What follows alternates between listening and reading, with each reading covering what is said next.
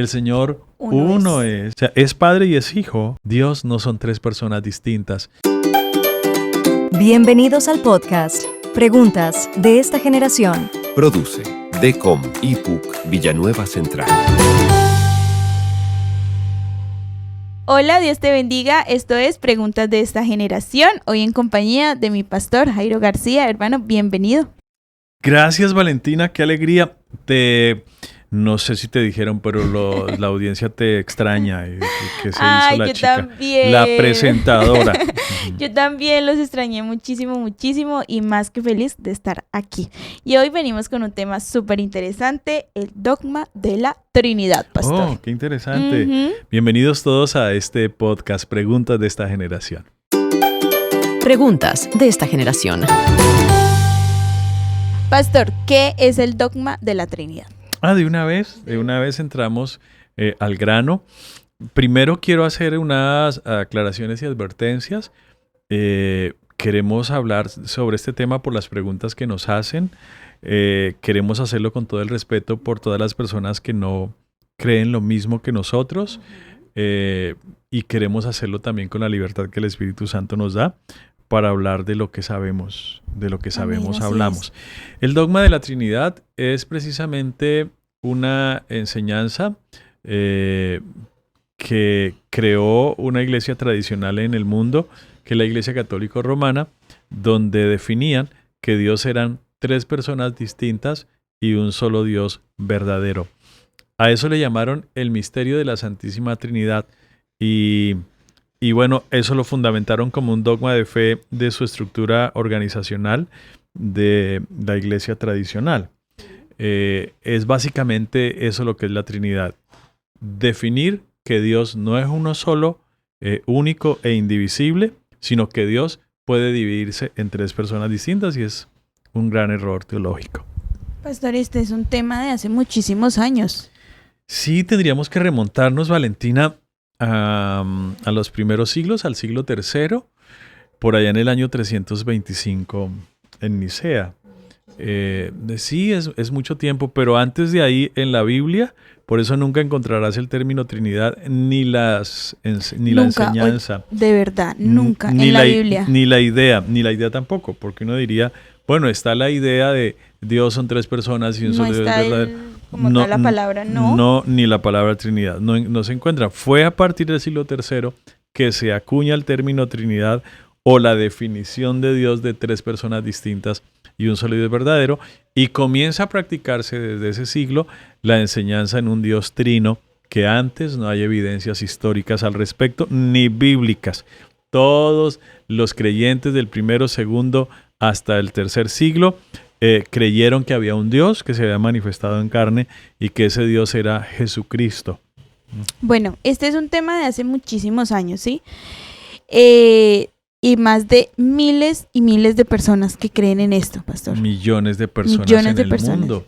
Son millones de personas porque, hablando de ese tema histórico del dogma, pues se crea en el siglo III, se va transmitiendo a las generaciones subsiguientes hasta que Martín Lutero crea la gran reforma, la reforma protestante. Lutero llega y dice, la salvación es solo Dios, solo gracia, las imágenes y la idolatría no están permitidas, y comienza como a desarmar todo el andamiaje religioso que tenían, del cual él hacía parte, y quita muchas cosas, pero no quita el dogma o la columna vertebral de su fe, que era la Trinidad, y la trae. Así que toda esa reforma protestante y todo ese protestantismo subsiguiente a Lutero siguen creciendo con la doctrina de la Trinidad que venía aprendida por Lutero, que él se la transmite nuevamente. Por eso encontramos no solo católicos que son trinitarios, sino evangélicos cristianos que continúan creyendo en ese mismo dogma de fe. Así que es básicamente como el panorama histórico que tenemos acerca de ese dogma. O sea, es de generación en generación. Lo han ido transmitiendo, tergiversando la escritura y aún entendiendo que la palabra del Señor en la Biblia no está la enseñanza, pero mira que tú puedes repetir una mentira muchas veces hasta que te la crees. Ajá, hasta que se vuelve verdad. Hasta que se vuelve una pseudo verdad. Una verdad, sí. Pastor, ¿qué pasa con la salvación de las personas que creen en esta? Por ahora, en este momento, si están vivos, hay esperanza. Hay esperanza de que, como dice San Juan en el capítulo 16, y cuando venga el Espíritu de verdad, Él nos guiará a toda verdad. Yo creo que una persona que esté viva asistiendo a cualquier dogma religioso, si tiene en su corazón el deseo de salvación, de agradar al Señor y de conocerlo, le invito a que ore allá donde está. Le diga, Señor, revélame tu nombre, muéstrame más cómo eres tú. Quiero conocerte de verdad, con sinceridad, en mi conciencia, y el Espíritu Santo le va a guiar a toda verdad. Somos miles y millones de personas que hemos salido de la creencia de la doctrina de la Trinidad porque eso nos la transmitieron desde niños. Yo recuerdo en la fila de mi escuela, que además yo era el primero porque era el más chiquito, entonces era de primeros, y nos hacían, ahora no, pues en ese tiempo la religión nos la inculcaban casi obligatoria, y entonces nos hacían rezar y nos hacían repetir al Dios Trino y a la Santísima Trinidad, que eran 3 personas distintas todos los días, pues repitiendo eso hasta que la persona cree que realmente es así. Pero pues no nos enseñaban la Escritura. Eso fue por gracia que Dios nos lleva a su verdad, nos lleva a la Escritura y nos muestra que no hay 3 personas en Él, que Él es un Dios único e indivisible, no hay sombra de variación en Él, no hay manera de dividirlo. Él no es una unidad matemática, Él es una unicidad, Él no puede dividirse. Él es el Dios eterno manifestado en carne. Amén, Él es todo. Y en todos. Amén. Él es la cabeza de todo. Pastor, ¿qué papel tienen los judíos en este tema? Es interesante estudiarlos porque pues la Escritura nos cuenta la historia del pueblo judío y que es una de las religiones más antiguas a propósito de la humanidad. Es una religión que se remonta a más de 6.000 años. ¿Qué creían ellos, no? ¿Qué creían ellos? Ellos creían, el judaísmo es una religión monoteísta, ¿no?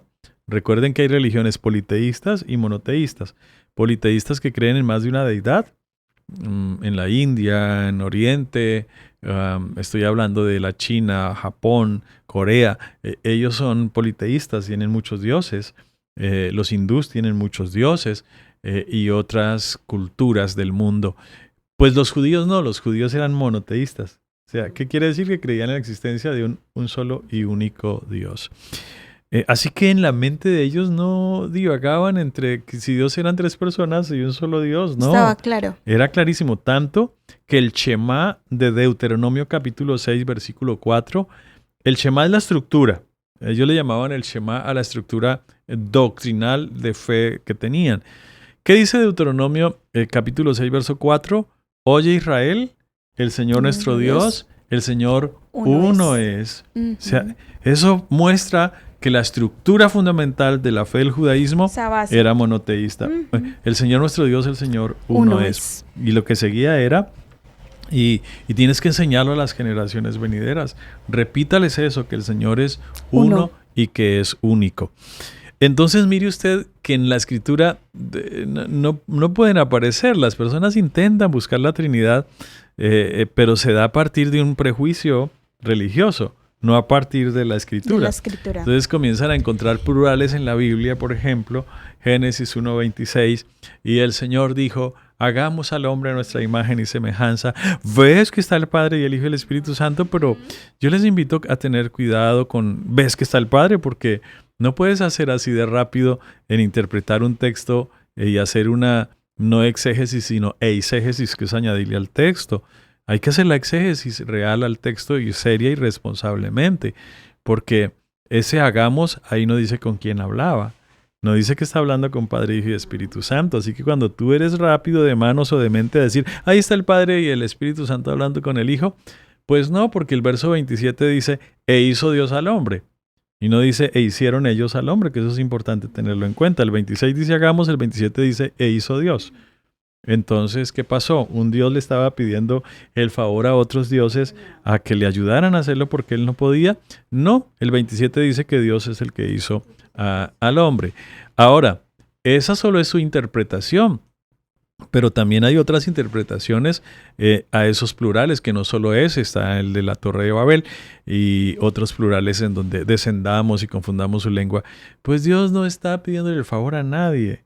Él es suficiente, no necesita secretarios, no necesita ayuda. Él mismo creó al hombre, él solo confundió la lengua de los señores de la Torre de Babel. No, entonces es que Padre y Espíritu Santo. No, es que Él no está solo en los cielos. Allí hay ángeles, arcángeles, serafines, querubines, que lo adoran, que lo exaltan, y no le pide el favor, tal vez comparte. También hay temas proféticos allí, ¿no? Que involucraban a la iglesia. En ese Hagamos al Hombre, nosotros creemos que en este tiempo Dios está retomando la imagen del ser humano cuando le predicamos el Evangelio. El hombre perdió la imagen de Dios con el pecado. Totalmente se distorsionó la imagen de Dios, que era inocencia. Cuando peca se pierde la imagen. Cuando el Evangelio de Jesús, que es poder de Dios para salvación, llega a la vida de un ser humano, se recobra la imagen del Señor. El Señor perdona. Entonces yo creo que la iglesia hoy está haciendo al hombre a la imagen de Dios nuevamente. Amén, qué bendición. Qué bendición este tema. Y es que solo hay un Dios, hermano. No hay más, pues eso lo dice hoy Israel, el Señor nuestro Dios, el Señor uno es. Y creo que los mandamientos son claros. El primer mandamiento de la Escritura es, que además el Señor lo repite en el Nuevo Testamento, es amarás al Señor tu Dios con todo tu corazón, con toda tu mente, tus fuerzas, tu alma. Al Señor tu Dios, uno. El segundo es semejante, amarás a tu prójimo como a ti mismo. Entonces, el primer mandamiento es que hay un Dios. Hay un solo Dios, hay un solo Dios. Entonces, ese hecho, ese prejuicio religioso que te han sembrado de que son tres personas, de que el Padre es un señor barbadito que está sentado allá en un trono, el Espíritu Santo tiene otro trono y el Hijo está ahí al lado, más jovencito, y entonces vieron que la gente estaba pecando en el mundo y le dijeron al muchacho, le figuró, vaya, muera por ellos, y el padre se queda viendo cómo matan a su hijo, que es antinatural además, ¿no? Los padres no estamos dispuestos a entregar a nuestros hijos. Los padres damos la vida por los hijos. ¿Quién lo dijo? Jesús. Jesús dijo, si vosotros padres de familia sabéis dar buenas dádivas a vuestros hijos, sí. ¿Cuánto más nuestro Padre? Por eso es que la enseñanza bíblica no dice que Él mandó al muchacho a morir, un hijo que tenía por allá, sino que Él mismo vino y se humilló a sí mismo haciéndose obediente hasta la muerte. No cualquier muerte, sino muerte de cruz. No lo mataron, Él se entregó. Él se entregó, si no, no se lo hubiesen crucificado. Él dijo, yo podría hacer descender millares de ángeles ahora aquí mismo para que descendieran y nos libraran de eso, pero no, Él se entregó como un cordero de Dios para limpiarnos de los pecados. Entonces mira cómo esto va tomando forma, el Dios eterno, el Dios espiritual que los judíos llamaban Jehová, Yahvé, Elohim y otros nombres que ellos componían a base de cómo lo interpretaban, pero que en Dios no se llamaba así, sino por iniciativa le decían Jehová porque era Señor, porque era amo, porque era creador, o los nombres que le pusieran, pero nunca supieron el nombre de Dios. Entonces aparece Dios manifestándose en carne con profecías en Isaías 9:6. Un niño nos es nacido, un hijo nos es dado, y el principado sobre su hombro, y se llamará su nombre admirable, Dios fuerte, Padre eterno, príncipe de paz. ¿Cuándo iba a suceder eso? 800 años Isaías profetizando que un niño vendría y nos salvaría, y que ese niño que iba a nacer en Belén, además de ser príncipe, hijo, iba a ser padre. O sea, es padre y es hijo. ¿Cómo se da eso? ¿Cómo puede ser? Pues para los humanos es imposible, pero para Dios todo es posible. Así que Dios lo que hizo fue conseguirse un cuerpo humano, y a ese cuerpo humano se le llamó hijo. Pero Dios estaba en Cristo reconciliando consigo al mundo. ¿Cómo dices eso, pastor? Bueno, Él mismo lo dijo. Él mismo lo dijo y los judíos lo iban a apedrear. ¿Por qué me van a apedrear? Porque tú siendo un hombre te haces Dios. Porque un día le dio por decir por allá en el capítulo 8 de San Juan, Abraham se alegró de ver mi día. Y ellos se pusieron muy bravos, los judíos, los fariseos, los más estrictos, los fanáticos. ¡Ay! Tú no tienes ni 50 años, ¿cómo que Abraham, cómo que conoces a Abraham? No, dijo, no, antes que Abraham fuese yo soy. Yo existo antes que Abraham, yo soy el Eterno, encarnado en Jesús. Y no podían creer. A los suyos vino, a los judíos, y los suyos le rechazaron. Entonces lo crucificaron. Este es el hijo del carpintero José y de María. Este no puede ser Dios. A los que creímos en su nombre nos dio la potestad de ser hechos hijos de Dios, que Él es Dios. Los que tuvieron la revelación fue sus discípulos. Pedro, un día Jesús le pregunta, ¿quién dice la gente que soy yo? Le pregunta a los discípulos, ¿qué dicen la gente de mí? ¿Ellos qué piensan que soy yo? Y dicen, pues Señor, unos dicen que eres Elías, otros que eres Jeremías, otros un profeta, bueno, no sé, estás encarnado acá. Y él no les para como mucha atención ni le interesa mucho lo que piensan los demás. Dice, me interesa lo que piensan ustedes. ¿Qué piensan que soy yo? ¿Quién dicen ustedes que soy yo? Y entonces Pedro se levanta con una inspiración y una revelación de Dios y le dice, no, tú eres el Cristo. Tú eres el Hijo del Dios viviente. O sea, tú no eres hijo de José. Tú eres hijo de Dios. Entonces, ¿a qué se le llama hijo en la Escritura?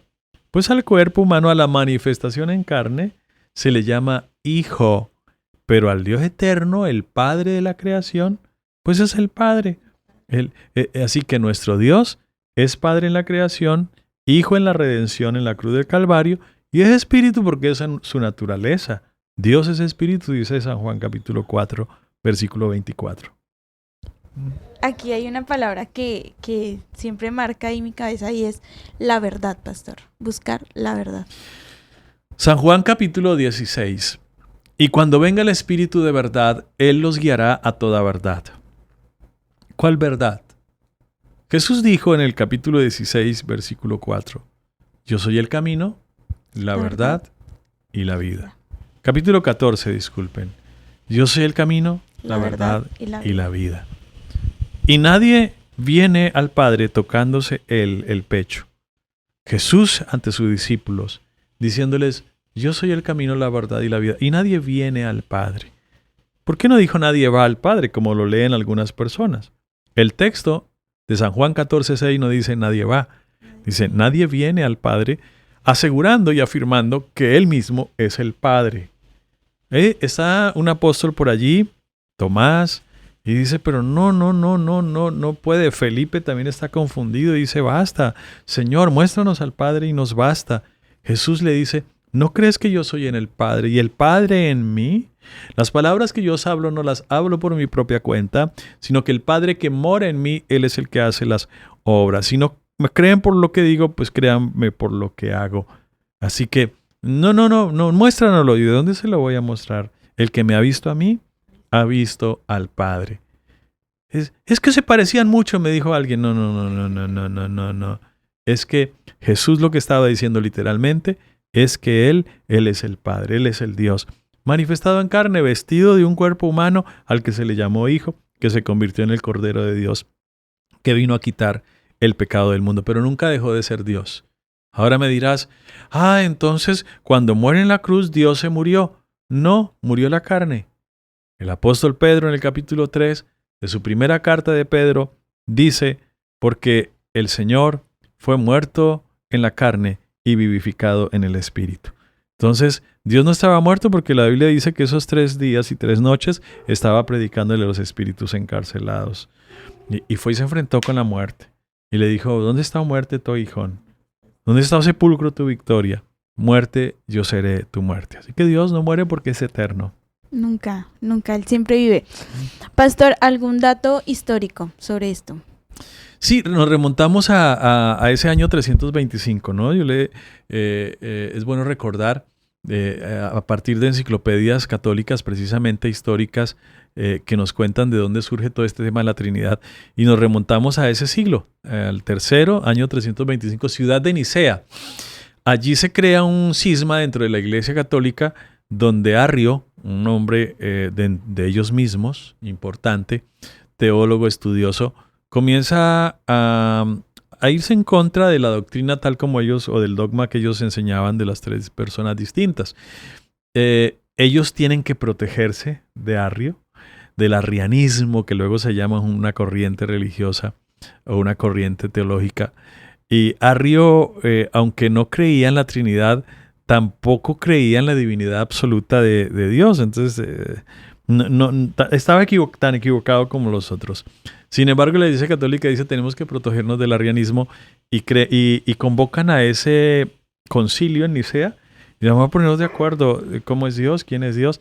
Y dicen, pues Dios son 3 personas distintas y un solo Dios verdadero, que es donde aparece el credo apostólico y romano. Creo en Dios Padre, creador del cielo y de la tierra. Ese credo nace allí, que se llama el credo niceno, precisamente por ser de Nicea. Y ahí definen todo el dogma y la estructura de la Trinidad. La palabra Trinidad aparece por primera vez, el Dios Trino, 3 personas distintas, todo eso aparece allí. Y los datos históricos que nos llegan es hasta ahí nomás. Antes del 325 no hay ningún argumento histórico al respecto. Pues no lo hay porque la Iglesia Apostólica, la primitiva que nace en Jerusalén, ellos tenían como fundamento a Jesucristo como Dios, tanto que cuando se bautizaban, según Hechos 2:38, se bautizaban en el nombre de Jesucristo para perdón de los pecados y para recibir el don del Espíritu Santo. Así que esto es maravilloso poderlo estar compartiendo en este podcast. Pastor, ¿algún consejo para las personas que nos escuchan, que nos ven? El consejo es, con respeto y con humildad, a que escudriñemos las Escrituras. Donde estás reuniéndote o congregándote, pídele al Señor que te muestre. Dile, Señor, con sinceridad, yo quiero conocerte más. Quiero que me reveles tu nombre. Quiero que me lleves a la verdad. A esa verdad de la cual la iglesia es columna y baluarte. Pablo le dice a Timoteo, no te olvides de la iglesia, que es la iglesia del Dios viviente, la casa de Dios, la columna y baluarte de la verdad.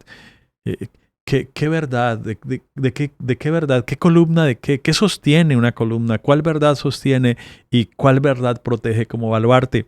Pues la verdad es de que grande es el misterio de la piedad. Ese es el texto subsiguiente, ese es el contexto, que grande es el misterio de la piedad, que Dios fue manifestado en carne, justificado en el Espíritu, visto por los ángeles, predicado a los gentiles, creído en el mundo y recibido arriba en gloria.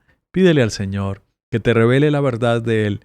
Dios no son 3 personas distintas y un Dios verdadero.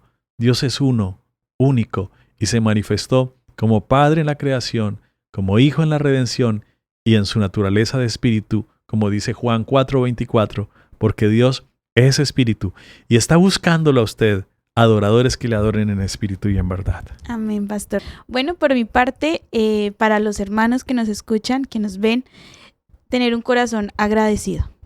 Creo que la gratitud en este tema es muy importante. Gracias a Él y solo a Él tenemos la verdad, conocemos la verdad, gracias solo por gracia. Esto es gracia, la verdad. Tenemos esa verdad, sabemos, venimos de tanta información, y estamos en un mundo de tanta información que necesitamos la verdad. A los amigos que nos escuchan, pídele a Dios que te muestre la verdad, que te enseñe, que Dios mismo sea el que te muestre la verdad. Y vamos a orar, pastor. Oramos que Dios muestre su verdad. Si desea contactarse con nosotros o en cualquier ciudad, nos escribes al chat y podemos redireccionarlo a una iglesia en tu ciudad para que te sigan instruyendo en la palabra de Dios. Amén. Oramos, bendito Padre Celestial, agradecemos tu gracia y la revelación de tu nombre, la revelación de tu evangelio poderoso. Te pedimos por todas las personas que te buscan de corazón, de limpia conciencia, para que reveles tu nombre, tu palabra viva, tu verdad, Señor, en el corazón de las personas. Permítenos ser estos instrumentos por los cuales tú alumbras a la humanidad. En el nombre de Jesús te lo suplicamos. Amén. Bendiciones a todos. Un abrazo. Preguntas de esta generación.